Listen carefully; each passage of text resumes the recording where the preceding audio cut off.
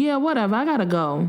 Dropping the phone, I ran for my new private bathroom that was connected to my new office.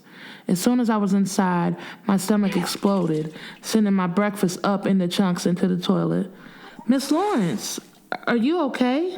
My secretary was at the door, but I couldn't look at her. The vomit kept coming until I was left hanging over the toilet with nothing in my stomach. Give me some water.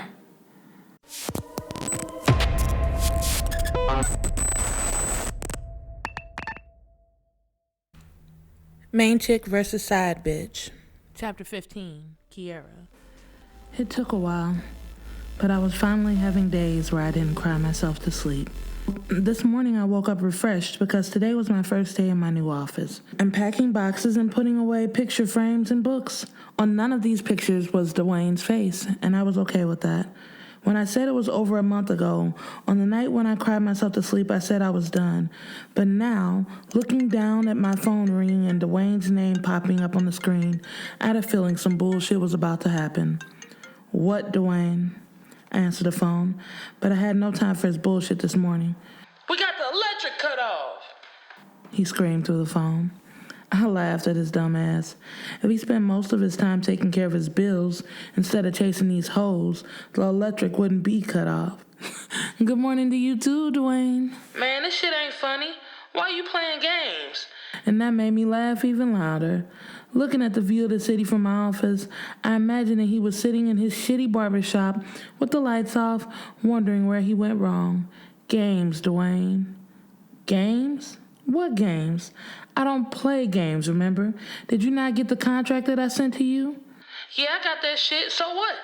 If you would have read it, you would have seen that I was no longer paying the utility bills at the shop. And also, I'm separating myself from any legal ramifications that may occur at the shop. But you're my partner. How do you do that? Now this is getting hilarious. This motherfucker has lost his mind. I'm no longer your partner, Dwayne, in life or in this business. You just can't leave me like that.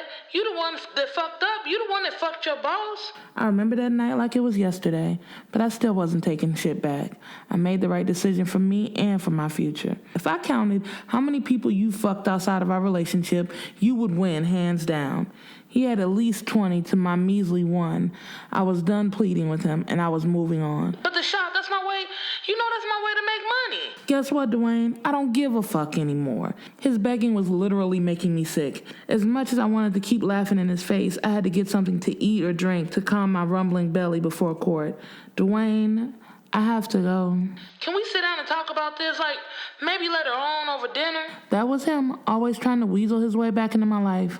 My stomach was doing cartwheels, so I agreed just to get him off the phone. Yeah, whatever, I gotta go. Dropping the phone, I ran for my new private bathroom that was connected to my new office.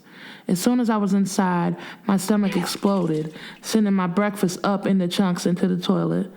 Miss Lawrence, are you okay?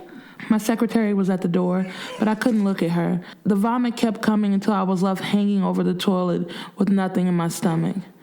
Give me some water, I managed to say after I was all done.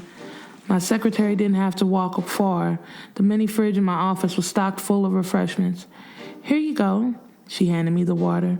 To think, on my first day as partner, I was on my knees vomiting into the porcelain toilet. I threw up just like that when I was pregnant, my secretary said. I feel like somebody had kicked me in my back and stopped my lungs from working. Pregnant? I'm not pregnant. I got to my feet, swished the water around my mouth and spit it into the sink.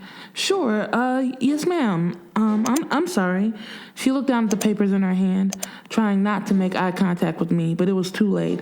I took off my suit jacket and flung it to the floor. How dare she make an assumption that I'm pregnant?